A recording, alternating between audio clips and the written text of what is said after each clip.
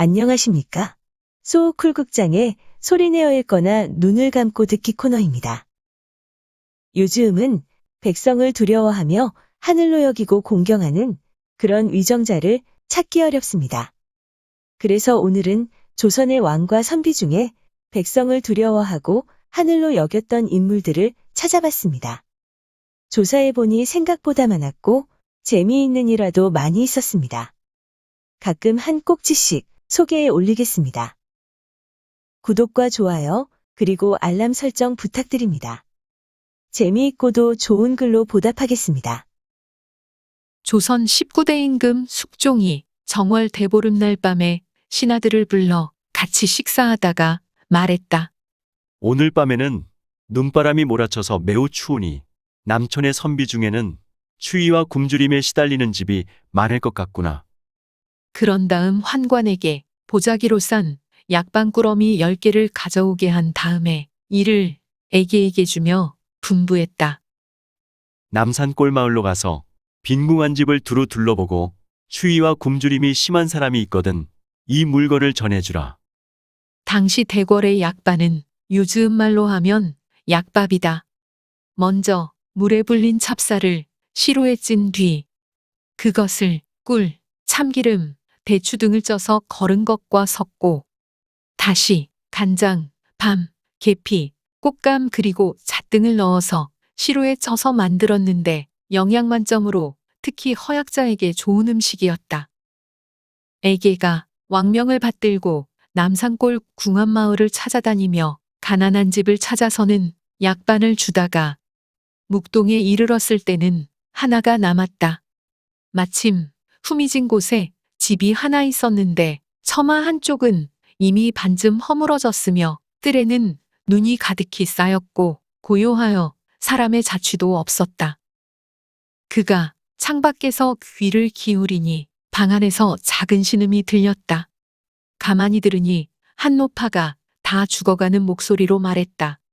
따뜻한 물이라도 있어서 조금 마시면 좋으련만. 그것도 없구나. 그러자 다른 젊은 사람이 목에서 겨우 나오는 소리로 대답했다.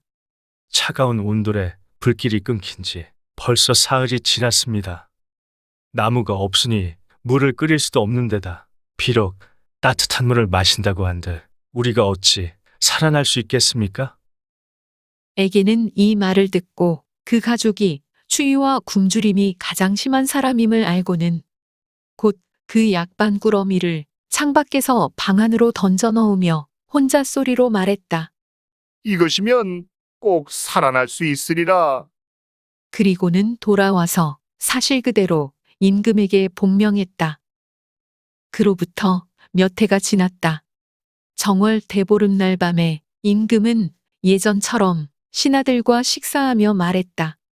짐이 몇 해 전 대보름 날 밤에 애기에게 약반꾸러미 10개를 가지고 가서 남산골의 가난한 집 10곳에다 전하게 했는데 지금 그 사람들이 살았는지 죽었는지를 알 수가 없구나. 이때 옥당 이서우가 마침 입시했다가 꿇어 엎드려 아뢰었다. 이는 곧 신의 집에서도 벌어진 일입니다. 신은 그때 추위와 굶주림으로 거의 죽을 뻔했는데 갑자기 창밖에서 보자기에 든 약반꾸러미를 던져주신 까닭으로 물에 타서 죽을 만들어 늙은 모친과 여러 날을 연명해 죽지 않고 살 수 있었나이다. 그 소리를 듣고 임금이 물었다. 그 약반꾸러미 속에 다른 물건은 없었느냐? 공이 대답하였다.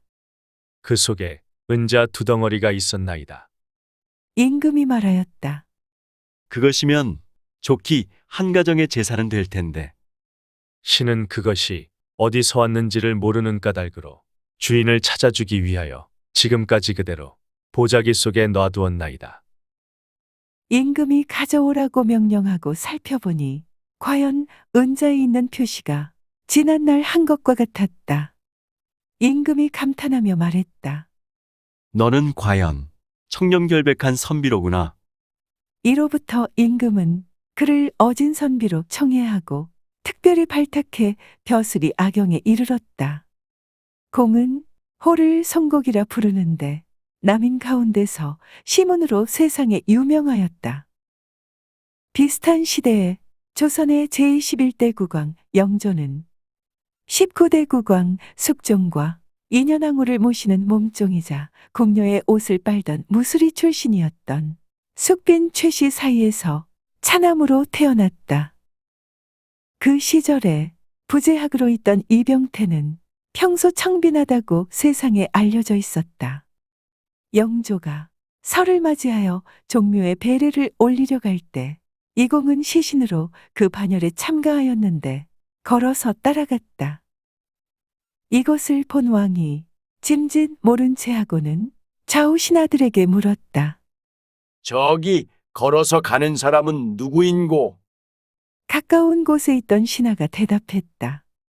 부재학 이병태입니다. 그 말을 듣고 왕은 말하기를 부재학은 평소 청빈하니 마땅히 타고 갈 말이 없을 것이로다. 하고는 곧 사복에게 말을 주도록 명령하여 말을 타고 수행하게 하였는데 임금이 거동할 때 부재학에게 말을 주어 타고 가게 한 전통은 이병태로부터 시작되었다고 한다. 이병태의 숙부인 참판공 이준이 일찍이 황해도 관찰사로 있었다. 마침 집안일로 숙부를 만날 일이 있어 이병태가 평상시 그대로 헤어진 옷에 낡은 도포를 걸치고는 한양에서부터 걸어서 황해도 가명에 이르니 그 꾀죄죄한 모습을 문지기들이 얕보고 들어가지 못하게 하였다. 문에서 옥신각신하였는데 관찰사가 일의 사태를 파악하고 얼른 그를 불러들인 다음 크게 꾸짖었다. 너는 지금 임금을 모시는 신하로서 이같이 괴이한 모습으로 다니니 이것은 곧 조정을 욕되게 하는 일이다.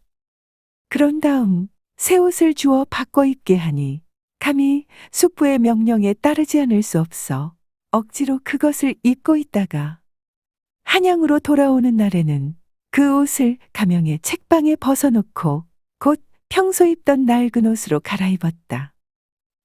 또 돌아오는 길에 숙부의 명에 따라 따라오던 하인과 말을 돌려보내고는 걸어서 왔다. 공의 청렴결백한 행동이 이와 같았다. 공은 합천사또 재직 시에 한 발로 식량난에 허덕이는 많은 기민을 구제하다가 수토병에 걸려 임지에서 죽었다. 후에 조정에서는 그를 청백리로 녹선하고 이조판서를 추증하였다. 들어주셔서 고맙습니다. 용어 풀어 올리겠습니다. 에게는 대전별감이나 무예별감 등을 말합니다. 에게는 품계를 가진 벼슬아치가 아니라 궁중의 잡직입니다. 궁중의 각종 행사에 참여하고 임금의 행차에 어가를 호위하는 일을 맡아보았습니다. 묵동은 현재 서울 중구 묵동입니다. 옥당은 조선시대 홍문관의 별칭입니다. 또는 홍문관에 종사하는 관원들의 총칭이기도 합니다. 이서훈은 조선 숙종 때 문신입니다. 현종 때 문과에 급제하고 벼슬하여 함경감사, 참판, 예문관 제학을 지냈고 시문에 능했습니다. 입시는 대궐에 들어가 임금을 아련하던 일입니다. 은자는 은돈, 은덩어리입니다.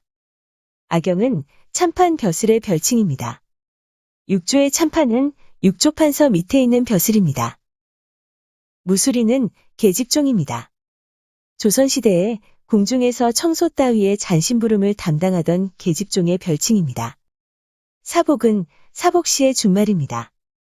사복시는 궁중의 승여, 마필, 목장 등을 관장하는 관청이고 여기에 소속된 관리를 사복이라 불렀습니다. 책방은 고을원의 비서일을 맡아보던 사람입니다. 관제에는 없는데 사사로이 임용하였습니다. 고을원에 가까운 사람이 주로 이 소임을 맡았습니다. 이병태는 조선 영조 때 문신이자 청백리입니다. 경종 때 문과에 급제하고 벼슬하여 호조참회, 경상감사, 부재학 등을 지냈습니다. 수토병은 풍토병입니다. 객지에서 물이나 풍토 그리고 기후가 달라 생기는 병입니다. 추증은 나라에 공로가 있는 벼슬아치에게 죽은 뒤에 품계를 높여주던 일입니다. 참고문헌 및 자료 출처 소개해 올리겠습니다. 조선시대 문신, 서유영이 엮은 금계필담이 모본입니다. 이 책을 김종권 선생이 교주하고 송정민 선생을 포함하여 6분이 현대 한국어로 번역하고 금계필담이라고 원본 그대로 이름 붙였습니다. 여기에서는 이 책에 있는 내용을 주로 빌렸습니다. 한국민속 대백과사전, 한국민족문화 대백과사전, 한국민속문학사전, 한국학중앙연구원 그리고 숭실대 한국기독교 박물관의 기사와 사진을 빌렸습니다. 운하영 선생의 책 흑유석이 그리는 한복 이야기에서 그림을 빌렸습니다. 이동화 기자가 글을 쓰고 유사랑화백이 사파를 그린 인천일보 칼럼 경기 청백리 이야기의 사파를 빌렸습니다.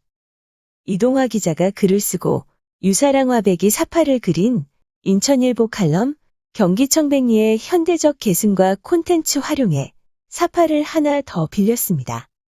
네이버 블로그 만재의 조선 청백리 유관의 일러스트를 빌렸습니다. 조선시대 화가 신윤복, 김준근, 김득신 그리고 김윤보의 그림 몇 점을 빌렸습니다. 123RF, 핀터레스트, 픽사베이, 크라우드픽, 클리바트 코리아, 픽스타, PNG트리 그리고 게티 이미지뱅크의 사진과 일러스트를 빌렸습니다. 소 쿨극장은 일주일에 3번, 매주 화요일, 목요일 그리고 토요일 오전 10시 전후에 이야기를 올립니다. 고맙습니다. 다음에 만날 때까지 안녕히 계셔요.